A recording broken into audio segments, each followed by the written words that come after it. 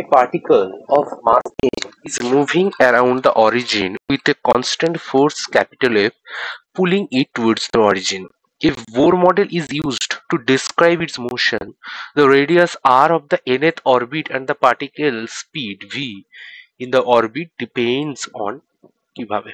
ওকে, তো দেখো আমাদের এক্ষেত্রে বলছে যে একটা পার্টিকেল এম আছে, যে একটা অরিজিন অভিমুখী ফোর্স এফ এর এফেক্টে চলছে।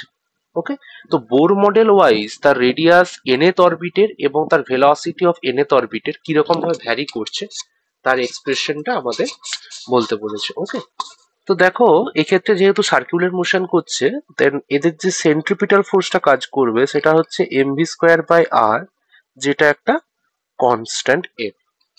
বোঝা গেল? তাহলে দেখো এক্ষেত্রে তোমরা বুঝতে পারছো যে ভি স্কোয়ারটা প্রপোর্শনাল টু আর। বোঝা গেল? এবার দেখো আমরা বোর মডেল থেকে জানি M V R equals to N H by two pi, তাই না?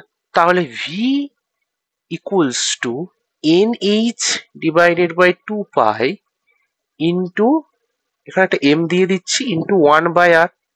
তাহলে দেখো ভিটা actually proportional to N by আর।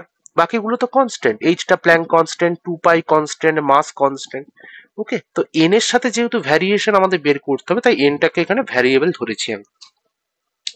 ওকে, তাহলে ভি এর জায়গায় নিয়ে এসে এটা বসাও, তাহলে ভি এর জায়গায় N square by R square proportional to R, তাহলে N square proportional to R cube, তাহলে R proportional to N to the power 2/3। তাহলে দেখো এক্ষেত্রে আমাদের অপশন 3 কারেক্ট চয়েস হচ্ছে। ওকে, আর ভিটা যদি বের করতে চাও তাহলে এখান থেকে করতে পারবে, এখানে বসালেও তুমি দেখতে পেয়ে যাচ্ছ। তাহলে দেখো V square proportional to N to the power 2/3, তাহলে V proportional to N to the power 1/3। তাহলে দেখতে পাচ্ছ যে এক্ষেত্রে আমাদের অপশন 3টাই কারেক্ট চয়েস হচ্ছে।